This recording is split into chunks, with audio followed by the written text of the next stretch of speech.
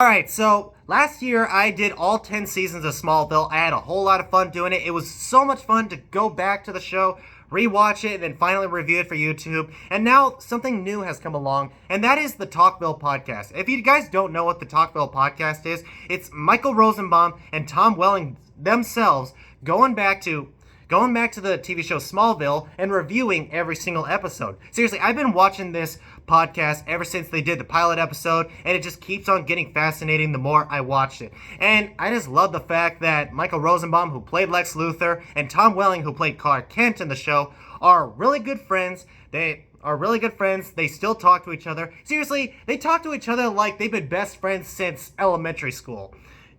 You don't end a friendship like that. You just really don't. Also, Clark Kent and Lex Luthor are actual best friends in real life.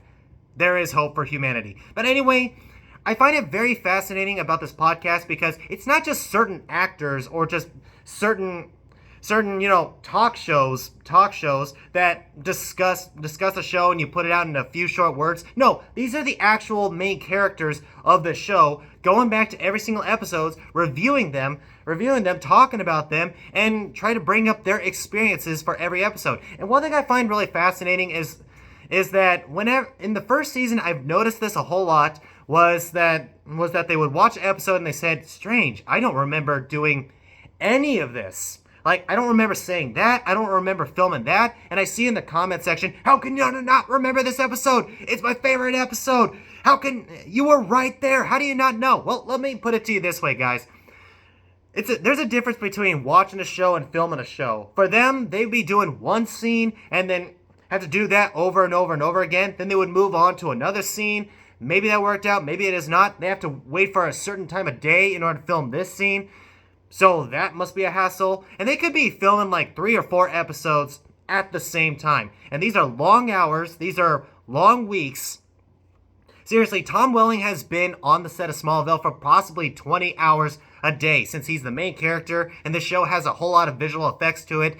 It was insanely exhausting for him, and to hear about they had to hire him a driver in order to take him to work, I find that fascinating. Because, yeah, you don't want to be working 20 hours a day and only getting 6 hours of sleep. That's just insane. That is not healthy at all. And the fact that he did it for 10 years, that's commitment right there. So props to Tom Welling to put him through the line to make the show.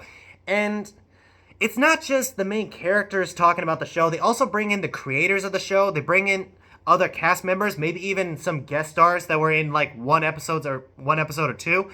And I always love to hear those feedbacks as well.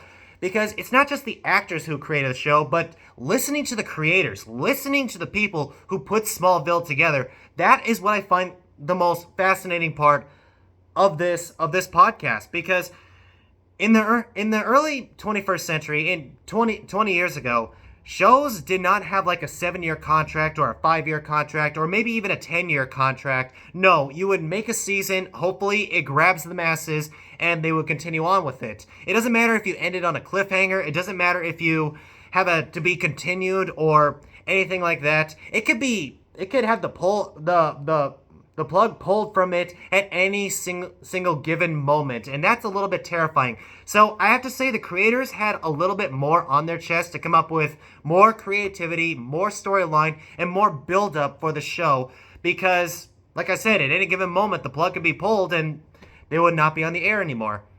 Nowadays, I say TV shows have it a little bit more easy because streaming services are on now, so shows can be made, people can make their own shows, put them on streaming services, and people can just binge watch them whenever they feel like it. 20 years ago, that was not the case. You had a TV show, you were on a certain time of day, and there's only a certain amount of hours and a certain amount of days in the week that you can do this. If your show's not pulling in the numbers, well, dang.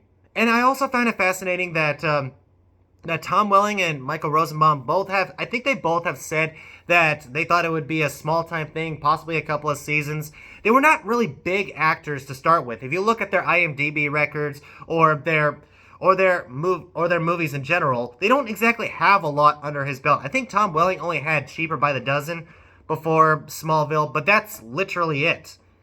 So I doubt that they really thought anything big about it when it first started. But when they start noticing that the show is a hit and people love them, that must have felt really different. Because remember, these aren't just actors who are just born in this certain society. They were born as normal people. So the fact that they would feel like their lives changed from being normal to being superstars, that must be something. And by superstars, I mean, I'm pretty sure Michael Rosenbaum does not call himself a superstar. If you watch his podcast, he doesn't brag about being a superstar. All he says is that I've been in the show, it was a whole lot of fun, and I love talking to other people about this type of stuff. And also I have noticed that a lot of fans keep saying, oh, Michael Rosenbaum hated this episode, he hated this episode, he hated Smallville, he keeps complaining about it, that, and also he doesn't give any 3 roses for any episode.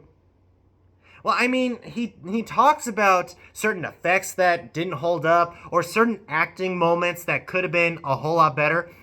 I mean, as an actor, if you're watching yourself on camera, you are literally your worst critic. You could watch yourself and think to yourself, I could have done that better, I could have done that better, I could have way done without that.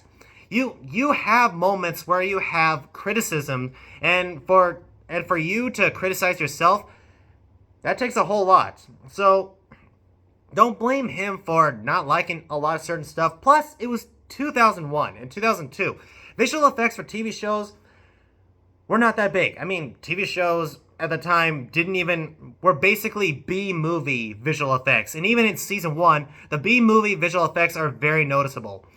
But props to them for taking that extra mileage. I mean, seriously, Smallville was the show that showed impressive visual effects, especially in the early 2000s.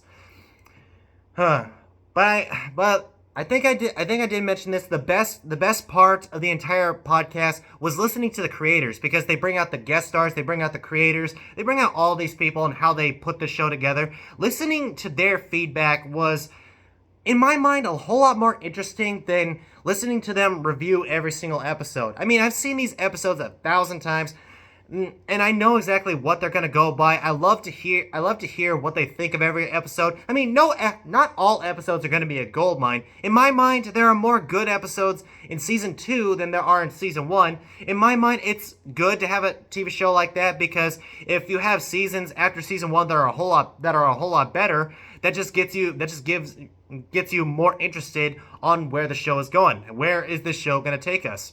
So I gotta say, the Talkville podcast, it's a whole lot of fun. And anybody who wants to go into acting, study acting, I would definitely recommend watching this podcast. Even if you are not a fan of Smallville, you can actually hear it from the main character's perspective, and see what you think about it. If you are one of those people that thinks to themselves, oh, I want to be in the next TV show, I want to be the next big actor in it, you can watch this podcast and think to yourself, oh, maybe it's a lot more work than I thought it was, because it kind of is. But anyway, the Talkville podcast, I would have to give it 2.5 roses. I give it 2.5 roses instead of 3 roses, because Michael Rosenbaum did not give 3 roses to the Christopher Reeve episode. That was a good episode, and you know it if he ever watches my videos. I'm pretty sure he doesn't watch my videos. I'm kidding, man. You're an awesome person. I love watching your podcast, and keep up the great